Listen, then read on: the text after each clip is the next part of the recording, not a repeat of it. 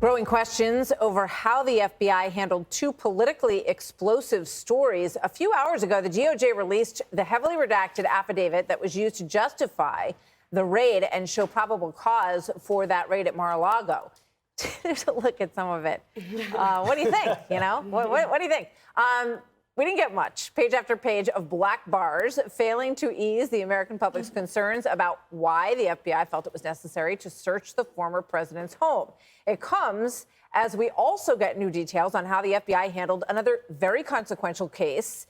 Meta CEO Mark Zuckerberg admitting to Joe Rogan that Facebook censored the infamous Hunter Biden laptop story weeks before the 2020 election because the FBI came to them and said, "Ooh, you are about to get some Russian disinformation. Watch this."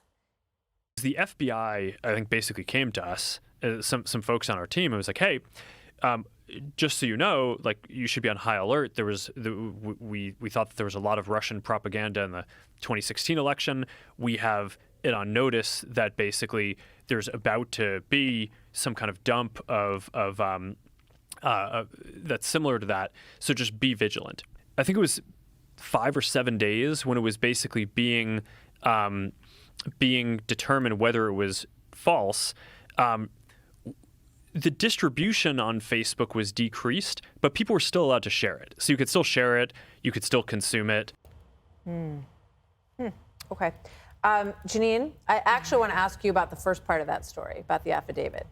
I talked to Andy McCarthy and Brett Tolman today, both former U.S. attorneys. They said the more they looked at it, and the parts that you could see, because there was a lot that you could get your hands around a little bit, they said they don't see any criminal prosecution coming in this, even though there was a grand jury subpoenaed in order to do this. It's not unusual for a prosecutor to use a grand jury and a grand jury subpoena to get information with no intention of getting an indictment. And you usually get an affidavit, and I know these are unusual circumstances, at or about the time that the indictment is announced. That's when you start learning about what the affiant was using as a basis for probable cause. I looked at this also, obviously, and I must tell you, there's so much in here that's striking. We don't have enough time. But if you recall, when this first started, we heard about espionage, the FBI leaking. Oh, it's about espionage. There's terrible things going on. Kim Jong-un. Well, so much of this is blacked out, but I got to tell you, there's nothing in here that I can see that relates to espionage. However, it seems that this is ultimately a question of whether or not the president has the right to declassify and whether or not presidential records are personal or part of the National Archives. And, you know, the case law is pretty clear. It's personal.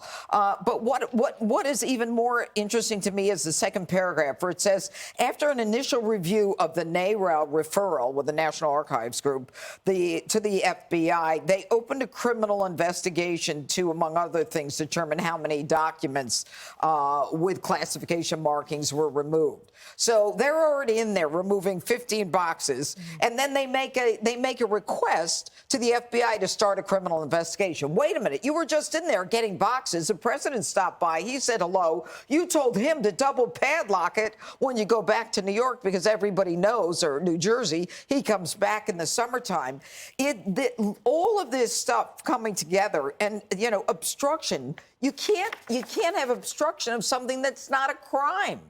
I'll tell you, I agree. If that's what McCarthy and Brett Tolman said, I agree. I don't think there's anything coming out of that.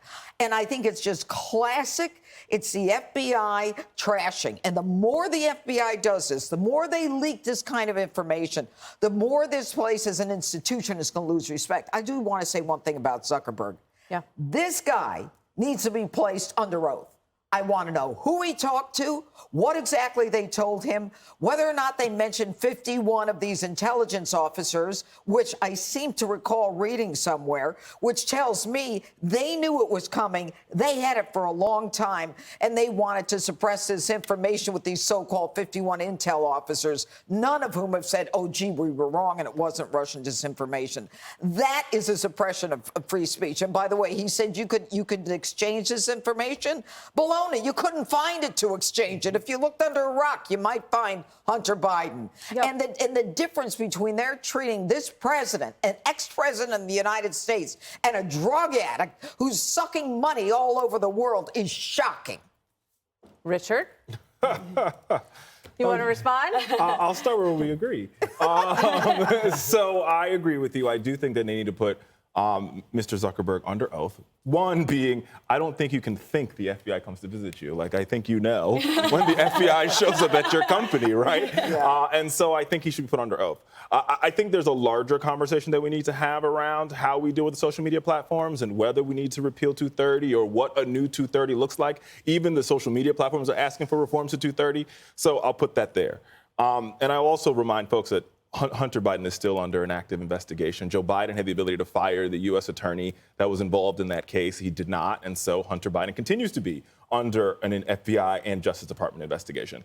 Now, onto this redacted document. Now, I was one of those people who called for it to be out. I'm happy that it is out. Unfortunately, there's not enough information for us to ascertain exactly why this probable cause warrant was fully given. I think what we do know from this document, and what we also know from Trump's team himself, is that the first collection, they had 100 classified documents. Based on this, they had an additional 92 documents marked classified, another 25 documents marked top secret, and more documents after that. Now, my question is, and I think based on my reading of the law, I'm not a lawyer, but based on my reading of the law and talking to the folks that I talked to for my reporting, there's a process when you declassify. You just don't wake up one morning and say, just declassify everything. There's a process in which you go through the liaison to the National Archives at the White House and you work on declassifying these documents. I'm not sure that the former president did that. And as a result of that, every American should wonder what documents were at Mar-a-Lago and what's at risk. Are some of our spies at risk? Are some of our assets in the field at risk? Are some of our nuclear secrets at risk? Because we actually don't know what's in this document. So we have to wait to see. And I think we should not speculate until. Don't you think that if that were the case, I mean, you know, we don't know what's under those black lines, right?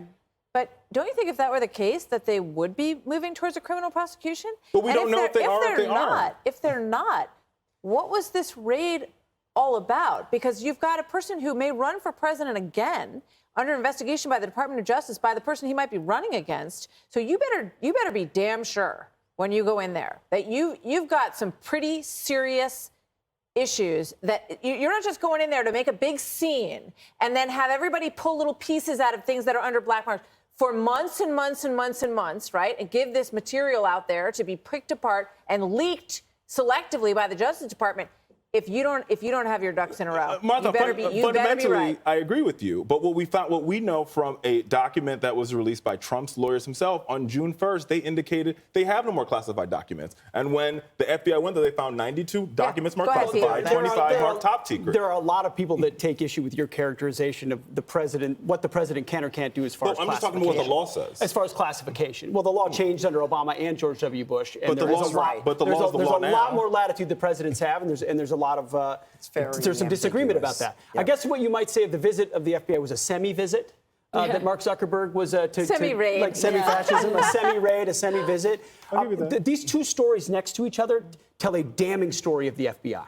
So you have FBI agents, whistleblowers came to Senator Johnson and said, we were told not to investigate Hunter Biden's laptop. We were told not to do that.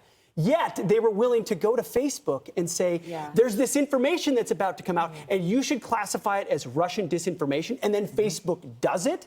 And then on the other side, are we really having a fight about documents here? Is this what we're shaking up these documents? We're going to get President Trump because he had a love letter from Kim Jong-un.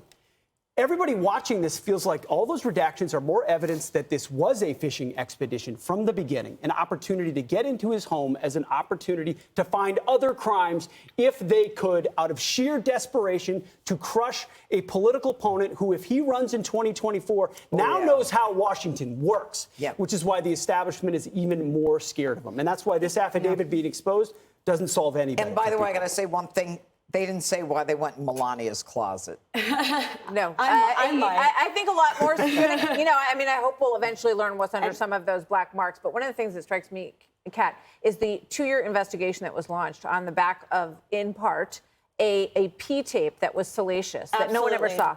Okay. Then you've got the laptop, which, by the way, Hunter never said it wasn't his. He never Nobody's did. ever denied that it's his. And everyone's seen it all across the country. And this is someone who is doing business with China, with Ukraine. So there's a lot more there here, but they were told, like, oh, yeah, don't talk about that. And I think that is a massive story, and I think that's a story that everybody should care about.